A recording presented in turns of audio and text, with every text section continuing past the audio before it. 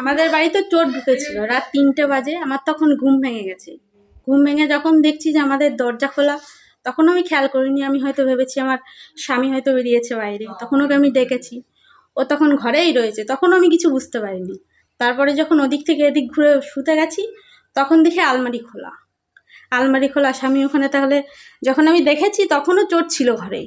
যখন আমি দেখেছি তখন বাইরে দিয়ে দৌড় মেরে বেরিয়েছে। তখন আমার হাজব্যান্ডকে ডেকেছি যে চোর এসছে হয়তো। তারপরে উঠে দেখছে হ্যাঁ, সারা ঘর সব জায়গায় তছনছ করা, উপরে নিচে সব জায়গায়। কত টাকা জিনিস নিয়ে গেছে বলে মনে হয়? মানে বাইরে যাচ্ছিল কম করে 10-15 হাজার তো হবেই যাচ্ছিল। ঘরে ঢুকেছে, আপনার বিছানার পাশেই চুরি করছে, টের পান? না, আমরা কিচ্ছু ঠিক পাইনি। কি মনে হচ্ছে যে কোনো স্প্রে করে? হ্যাঁ, স্প্রে তো করেছেই, না হলে আমার বাচ্চা শুয়ে আছে। বাচ্চা মানুষের মা নিশ্চয়ই কিছু শব্দ পেলে উঠে যায়। আমার ওইটুকু হুঁশ ছিল বলেই আমি কিন্তু উঠেছি, বাকিদের মতো চুরি করতে পারিনি। কটা নাগাদ হয় ঘটনাটা? 3টের সময়। আপনার নাম? আমার নাম সুপর্ণা কর্মকার। ভয়তে আছেন? হ্যাঁ, ভয়তে তো অবশ্যই আছে। আমার স্বামী বাড়ি থাকে না, কাজে থাকে, নাইট ডিউটিতে থাকে। বলে ঘুম থেকে উঠে দেখি আমার বরের পার্সটা বাইরে পড়ে আছে। তারপরে আমি দরজাটা খুলে দেখি যে আমাদের আলমারি, তারপর সব কিছু আলমারির জিনিসপত্র সব বাইরে বের করা। কি ছিল ঘরে? সোনার জিনিস?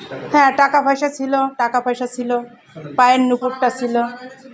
হ্যাঁ, সোনাদানা হয়তো ছিল না, থাকলে হয়তো নিয়ে যেত, কিন্তু টাকাটাই নিয়েছে বেশি, আর পায়ের নুপুরটা ছিল সেটা নিয়ে। বাড়িতে আজকে আমি খবর পাই যে চুরি হয়ে গেছে। তো চুরি হয়েছে আমি জানতে পারি। আমি মাসি বাড়ি ছিলাম। তো আমার দিদির খুব বড় একটা অ্যাক্সিডেন্ট ঘটেছে। তো বিগত আমি 14-15 দিন বাড়িতে নেই। তো বাড়িতে না থাকার কারণে এরকম একটা ঘটনা ঘটে গেছে। আর আমি 14-15 দিনের মধ্যে এরকম কিছু হয়নি। তো আমি আজকে খবর পাই ভোর 4:30টের সময় যে আমার বাড়িতে এরকম চুরি হয়ে গেছে। ঠিক আছে? তো চুরিটা হয়েছে তোমার 2টো থেকে 3টে নাগাদ বা 3:30 নাগাদ এরকম টাইমে চুরিটা হয়েছে। ঠিক আছে? তো তারপরে আমার কাকা আমাকে ফোন করে, ভোরবেলা ফোন করে আমাকে ভিডিও কল করে দেখায় যে বাড়িতে এরকম চুরি হয়ে গেছে। তো তারপরে আমি সেখান থেকে ছুটে এসে আমি দেখি যে বাড়ির অবস্থা এরকম। তো তারপরে আবার আমার মামা দাদাকে ডাক দিয়ে আমি আবার থানায় যাই একটা কেস অ্যাপ্লাই করতে। তো সেটা করে আসার পরে এখন আপাতত বাড়িতে আছি, আর বাড়ির হাল এরকম আছে।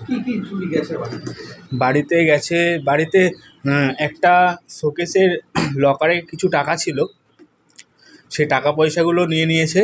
আর আর আলমারির লকারে অনেক কিছু সোনা গয়না ছিল, অনেক রকম সোনা গয়না ছিল। তো সেই সবও চুরি করে নিয়ে গেছে। আনুমানিক আমার আইডিয়া নেই, বাট তাও 3 লাখ প্লাস এমন কিছু আমার মনে হয়। আর কিছু করুক আর না করুক, 3টে আমাদের 2টো শোকেস, একটা আলমারি, তো 3টে শোকেসের লকারটা ভেঙে দিয়েছে। আর আলমারিটার লকারটা এতটা জাবদা আর এতটা কি বলবো, আইডিয়া নিয়ে ভেঙেছে। আর আইডিয়া নিয়ে তোমার চুরিটা করেছে যে কেউ টের পায়নি, বা বাড়ির আশেপাশের লোকও টের পায়নি। তুমি কি করো? আমি আপাতত বিজনেস করি, আমার দোকান আছে।